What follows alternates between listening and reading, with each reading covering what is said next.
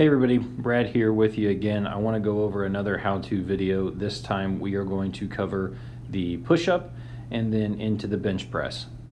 So the first thing I want to start with is hand position. We're going to start with our hands about shoulder width apart, so basically with our thumbs lined up with our armpits.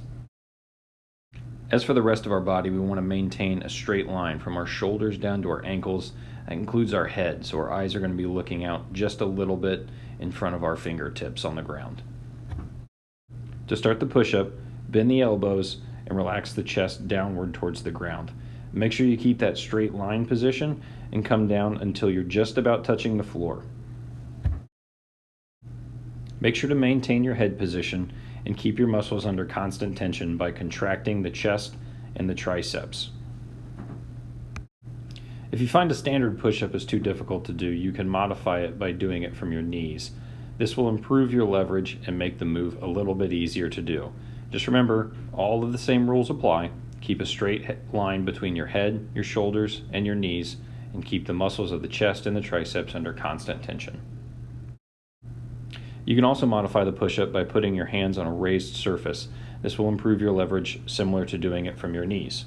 The general rule of thumb here is the higher the hands are, the easier the move will be. Now if you're either Chris Bazzelli or an insane person and you find the push-up too easy to do, you can modify it and make it a little more difficult by doing the opposite and raising your feet up higher than your hands.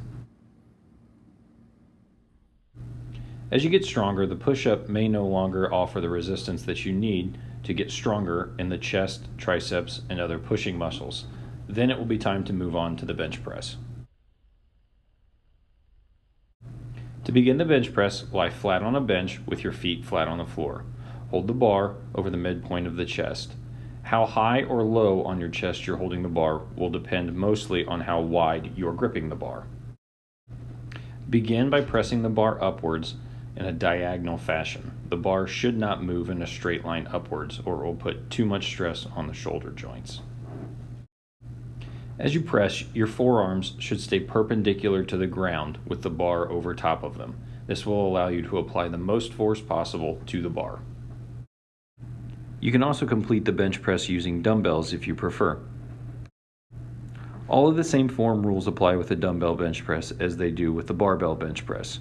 One benefit of the dumbbell bench press is that you may be able to get more depth on the exercise and improve your range of motion. However, one drawback is that you're not going to be able to use as much weight as you would with the barbell bench press.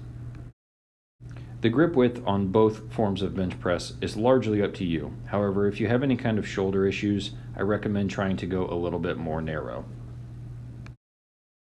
You may notice that at the top of the dumbbell bench press, my hands get closer together.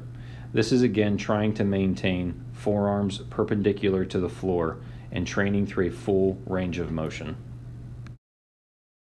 The elbow position in either bench press will largely be determined by how wide the grip is for the person doing the lift. If you have a little bit wider grip, the elbows will be flared out a little bit more. If you have a more narrow grip, the elbows will be tucked closer into your sides. The key thing to remember with the elbows is do not let them get higher than your hands. Thank you and happy pressing.